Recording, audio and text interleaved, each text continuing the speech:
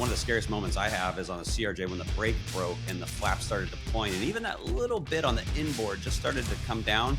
You could feel it try and take the whole plane and move. This is just seconds before the crash. He's obviously too low for this loop. But do you notice something there, Gary? I just, like the 10th time I watched this, it really stuck out to me. There's something that bothers me about what I see right now. Is there anything that bothers you at this moment? Hey everyone, welcome to another episode of Hangar Flying. It's me, Captain Steve, and I'm joined by my co-host, GaryBPilot. Gary, how are you? I'm doing fantastic. It's always fun to do these. I'm glad to be back in studio and film these. So you look tanned, rested, and ready. Where have you been? Well, you know, when I'm on taking a break in Florida, I sometimes have to go to a wedding in Hawaii. So, you know, two sunshine places. So that's probably why. That's awesome. That's a pilot life in a nutshell, taking a break from taking a break. We've got a great episode here for you. We've got 3 videos I want to take a look at. One involves something really dramatic hanging off the back of an airplane, which got me, I was absolutely stunned when I saw it. The second is that tragic accident over in Poland with that Polish F16 NATO pilot that augers in. And then the third is that really super hard landing down in St. Martin. I want to get your thoughts on all 3 of those. Let's jump into the first one. Cale, I want you to run this video now of that a passenger shot. All right, and look at what's going on, Gary, with the back of the flap. You see that hanging off? All right, pause it right there, Cale. Yeah. Right there. Okay, that's it. Have you ever seen anything like that? No, I haven't. You know, and matter of fact, Steve, I did a full video on this on my channel just because it was so unique. And I said that this is one of the few times that you would actually that the passengers or somebody in the back might actually have more information than you do, because this is not like a pro. You know, if you lost, such as let's say a flaps asymmetry or a flaps fail, you're going to get certain indications. But with this, appeared to be a bolt or some type of nut that cracked right off. You know, it's a very unique situation that we're looking at here, kind of different than what you'd normally face any type of malfunction. Sure, any part of the airplane is attached to the airplane by something like a bolt or a screw, and those things can break. And I've never seen a flap come off like that before. I've seen airplanes where they've taken the flaps off, but that was a deliberate action. I've never seen one come in flight like that. Now, do you think, is that airplane in any danger with that flap hanging out there like that? That's a tricky situation. I would say, generally speaking, no. But what I would say is that what a dangerous thing that could be there is if the rest of it ripped off and flew back and ended up hitting something, you know, let's say your vertical stabilizer, your tail, something around there. I would say if it was something like a CRJ or an MD-80, that if getting, hitting into the engine could be a serious. Thankfully, that's a 737-800, which is, I'm shocked, by the way, that, you know, the engine's in front, so that wouldn't rip off really and hit anything there. You know, the fun thing I really do like about doing these kinds of things is you get into the weeds about this kind of stuff. I was able to talk to Steeeve Aviation, and he sent me all the manuals for this and showed me exactly where, you know, the point of attachments were, where the sensor was that reads for the flaps. Right. And my guess is that they might not even have realized what exactly was happening unless, and I said in my video, right, this is a great time if you're a passenger. This might be one of the few times that you might be like, hey, you know, snap a photo and go show that to the pilots or something, because that's a unique situation that they might not have all that information, pilots. Yeah, absolutely. I've had flight attendants call me up and say the passenger back here took a photo, or in my case, a video, and she brought his phone up and he showed me, and it was just a little piece of weather stripping that on top of the wing, kind of doing like that. And he was very concerned, rightly so. And I said, no, don't worry about that. It's no big deal, but we'll write it up, put it in the book. We'll get it taken care of once we land. Now, since you did a whole video on this, was there an indication up in the cockpit? Because I'm looking at that going, I don't know that there's any sensor that would know that flap is disconnected. You know, I don't know, because I wasn't able to talk to the pilots or able to know what kind of indications they have. What I would guess is that there would be some type of flap asymmetry, especially as they started pulling the flaps out. That panel out there, which is the outboard trailing edge, has to be creating so much drag that you could kind of feel it. I've done. People ask you, all the time. I'm sure you get, what's your scariest moment? And one of the scariest moments I have is on the CRJ when the brake broke and the flap started deploying, and even that little bit on the inboard just started to come down. You could feel it try and take the whole plane and move. So I would venture to guess that they probably ran the asymmetry, but it's hard to say without knowing all the data. Yeah, that's fascinating. So we have a bunch of different flap signals that will come up in the cockpit. One's flap asymmetry, one's like trailing edge, one's leading edge flaps.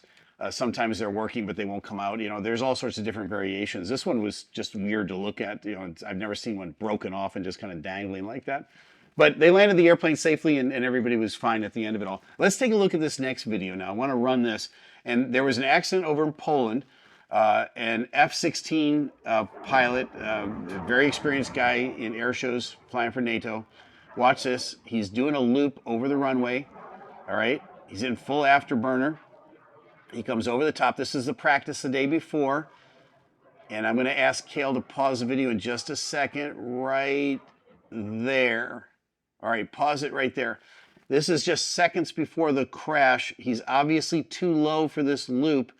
But do you notice something there, Gary? I just, like the 10th time I watched this, it really stuck out to me.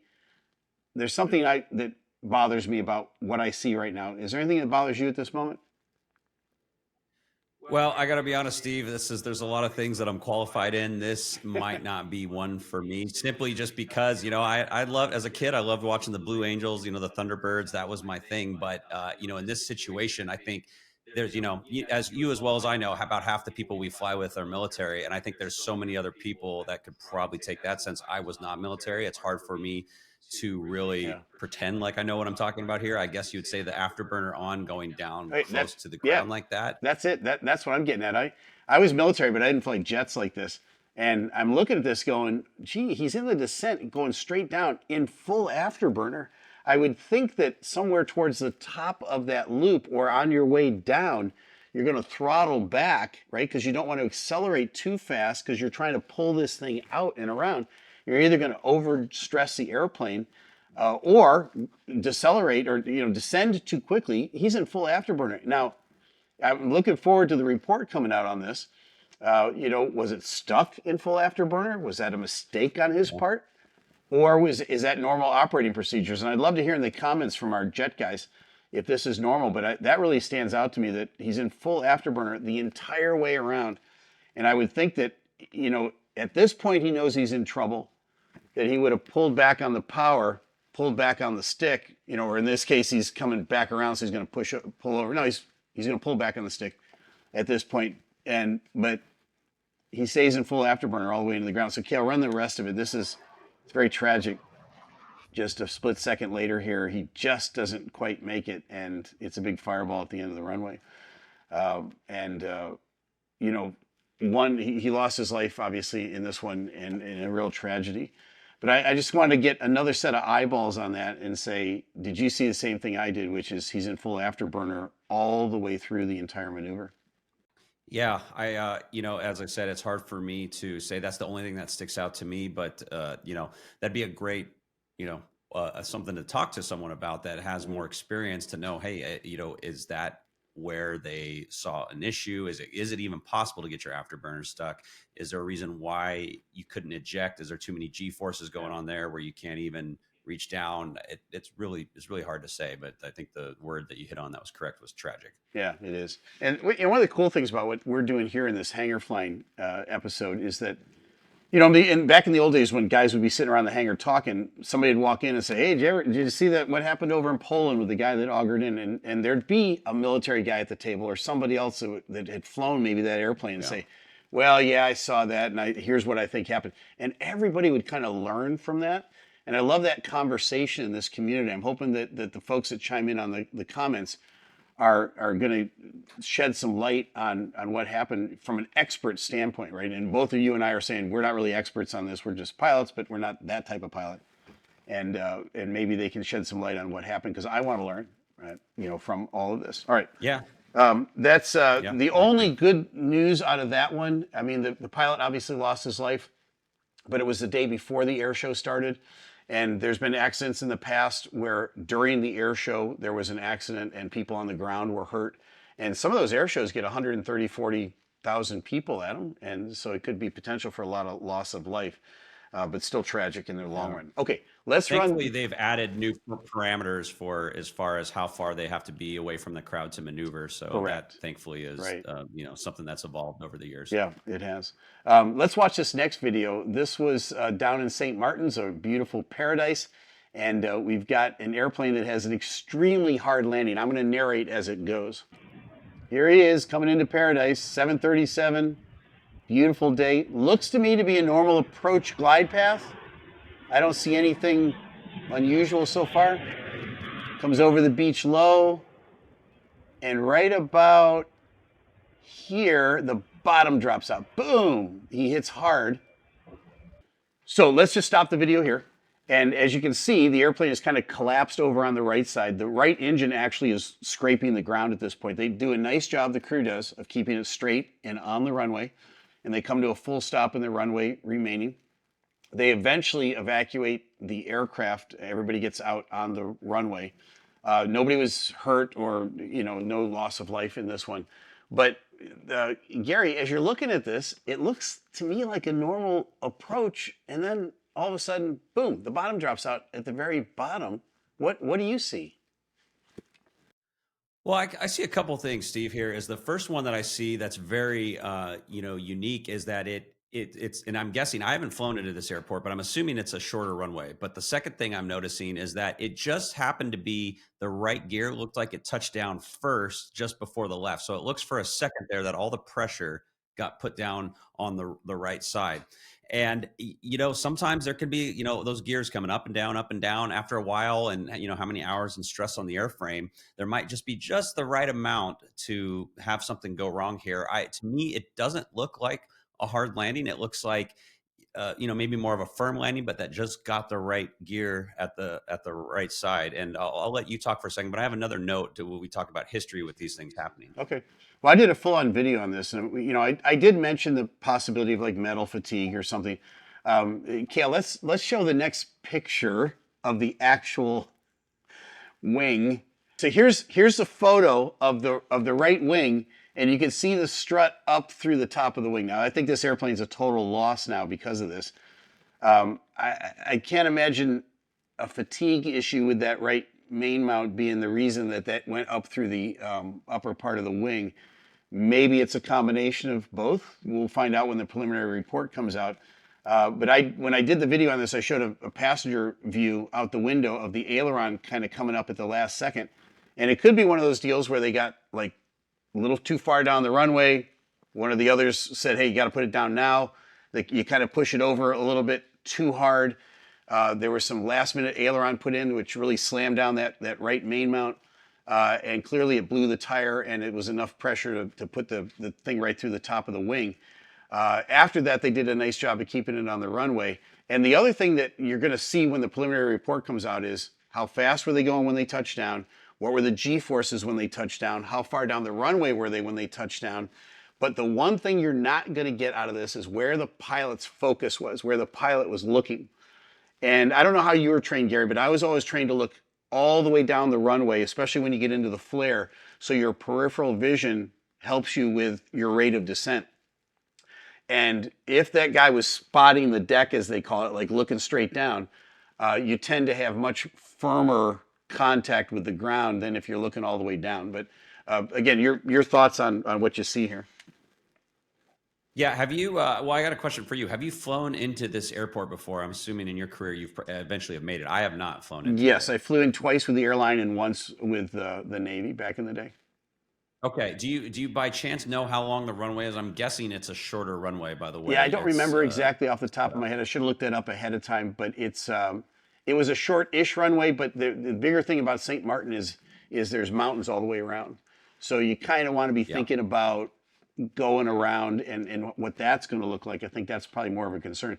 Any runway, especially if it's a shorter runway, if you float a little bit and you're going to like get past that first third of the runway where you're supposed to touch down, and this is not right. You should go around at that moment, But a Yeah. lot of guys are going to try to go, I can get it down, and they'll just kind of force the airplane down, and that's when you get one of those really hard, hard landings, Yeah. as opposed to what happened in Toronto, which was, I think, a controlled crash, right? Because they closed out the power, pulled back the power at 140 feet, and never touched it again. I don't see that happening here. They looked like they had a pretty normal approach in, but then maybe they got a little too long, or they got a little slow and long, and the bottom dropped out at the bottom. And the Yeah. wind was right to left that day, so they would have a little bit of right wing down coming in. So all that makes sense with the right side, but that's Yeah, I would total loss. say, yeah, I would say that those are all great points that you bring up, and I would say that sometimes it's just the metal fatigue, especially on these older 737. I don't Mm, know the age of this aircraft. I would assume it's fairly old. Just as an example, one time I was a brand new CRJ pilot. I've been there less than a year, and I fly into Charleston, West Virginia, and I look over, we land, and there's a Southwest plane sitting there, and I go, "What in the world is a Southwest plane doing there?" And yeah, as we look at the back, there was a hole in the top of the plane the size of a basketball ripped open.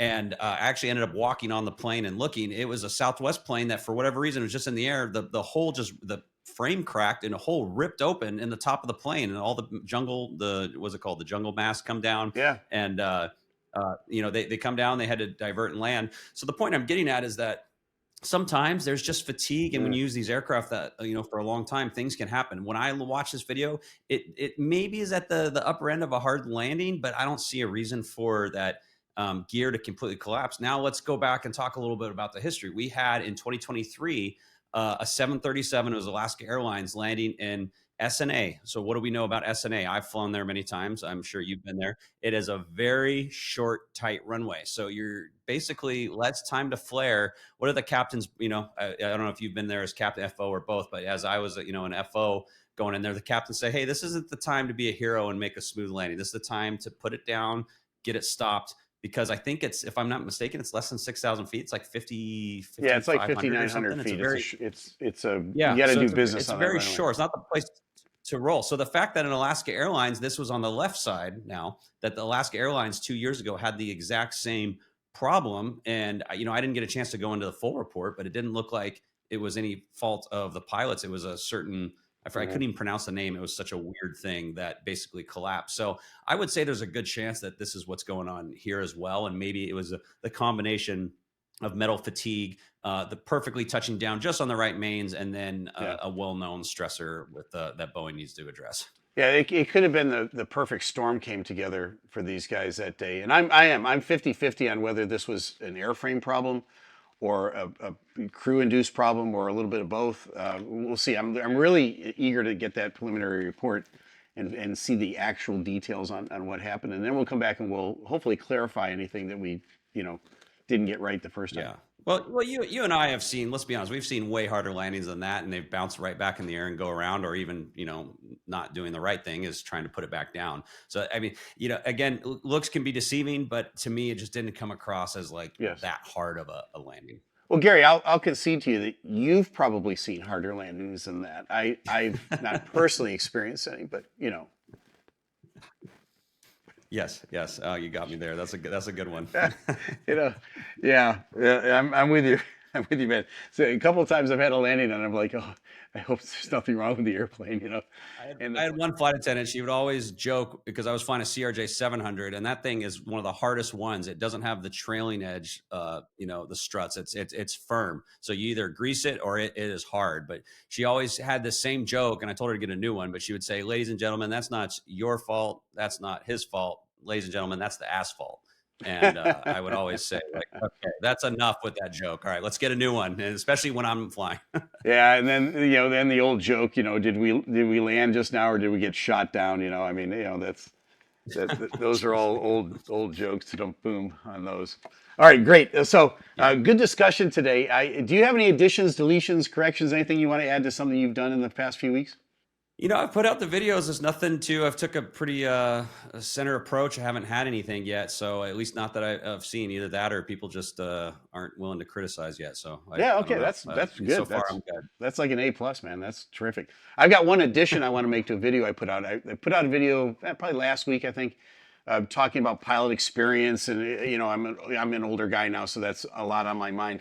And I got a text from an old friend who's now retired, very, very experienced pilot, check pilot and everything else. And he added some stuff, and this is really terrific. He wrote, he was looking at some insurance study, and some of those things are very accurate because the insurance companies have to pay out on pilot-related accidents. And it said this, it said it showed that a pilot in command with 5,400 hours or less of total time had twice the accident risk of a captain with 10,000 hours plus, and that the line goes linear between 5,400 and 10,000 or we go down, right, in this case, to that 10,000 level, and then it just kind of levels out after 10,000. It had a lot to do with how much time you had on the aircraft and how much time you had in the seat. But that 10,000 hour thing seems to be some sort of like magic number. And I would think that that's obviously a very experienced pilot with 10,000 hours. I have a little bit over that, but I don't know when I hit the 10,000 mark. It was probably, 5 or 6 years ago. So I thought that was an interesting addition to this discussion about it's because I'm about to turn 65 and Congress is going to fire me. And the conventional wisdom out there is that somehow overnight I become unsafe. Even though I wear cheaters every once in a while to read late at night. I'm in great physical condition and I pass all my check rides. It's a one-size-fits-all policy. And what you get is that pilot over 10,000 hours, you wave goodbye to him and all the experience that goes with it. So that's just an addition. I thought people would like to hear that number. It's, to me, a little bit of a backup on just not Captain Steeve's anecdotal musings as he's letting the screen door hit him on his way out. All right.